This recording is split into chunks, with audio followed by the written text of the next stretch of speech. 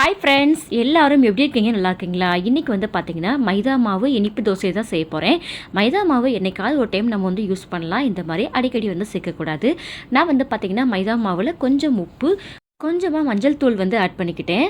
இப்போ வந்து நல்லா மிக்ஸ் பண்ணி வச்ச பிறகு நான் ஒரு அரை முறி வந்து தேங்காய் துருவல், இது கூட நான் வந்து எனக்கு எவ்வளோ இனிப்பு தேவையோ நான் வந்து ஜீனி வந்து சேர்த்துக்கிட்டேன். உங்களுக்கு ஜீனி வேண்டாம் அப்படின்னா நீங்கள் வந்து நாட்டு சக்கரை கூட சேர்த்துக்கோங்க, நல்லாயிருக்கும். எப்போதும் போல் நான் வந்து தோசை மாதிரி ஊற்றிக்கிட்டு சைடில் வந்து கொஞ்சமாக நெய் சேர்த்துட்டு இப்போ நான் வந்து கொஞ்சமாக மிக்ஸ் பண்ண தேங்காய் துருவல் வந்து சேர்த்துட்டு அவ்வளோதாங்க எடுத்துட்டேன். ரொம்ப ரொம்ப சூப்பரான மைதா இனிப்பு தோசை ரெடி ஆயிடுச்சு. இது வந்து ஸ்நாக்ஸாகவும் சாப்பிட்லாம், பிரேக்ஃபாஸ்ட்டும் சாப்பிட்லாம். ரொம்பவே சூப்பராக இருந்தது. குழந்தைங்கள்லாம் என்ஜாய் பண்ணி சாப்பிட்டாங்க. இன்றைக்கி லஞ்ச் என்னன்னு பார்க்கலாமா?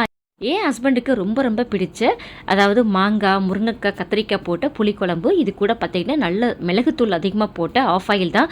இந்த குழம்பு உங்களுக்கு பிடிக்குமான்ட்டு மறக்காமல் சொல்லுங்கள். இந்த வீடியோ பிடிச்சிருந்தால் லைக் பண்ணுங்கள். தேங்க்யூ.